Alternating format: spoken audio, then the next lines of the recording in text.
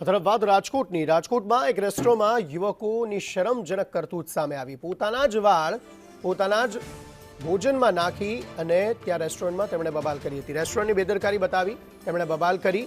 સાધુ વાસવાણી રોડ પર રેસ્ટોરન્ટમાં આ બબાલના દ્રશ્યો સામે આવ્યા. જોકે ત્યારબાદ ખરાઈ કરાતા સીસીટીવી ચેક કરાતા એ જ યુવકો દ્વારા આ હરકત કરાઈ હોવાનું સામે આવ્યું, જે બાદ મામલો પોલીસ સ્ટેશન સુધી પણ પહોંચી શકે છે. મયુર સોની આગે વધુ માહિતી આપી રહ્યા છે. જી મયુર, જણાવશો શું વધુ વિગતો? અંકિત, અત્યાર સુધી રેસ્ટોરન્ટની અંદર અખાદ્ય ખોરાક અને બેદરકારીના સમાચાર અને વિડીયો વાયરલ થતા આવ્યા છે, પરંતુ પ્રથમ વખત બન્યું છે કે સાધુ વાસવાણી રોડ જે રાજકોટની અંદર આવેલું છે ત્યાં એક રેસ્ટોરન્ટની અંદર કેટલાક યુવકોએ ફરિયાદ કરી હતી કે તેના ભોજનની અંદર વાળ આવ્યા છે. ત્યારબાદ રેસ્ટોરન્ટ ચાલકે આખી ઘટનાને લઈને પોતાના કુકને બોલાવ્યા હતા.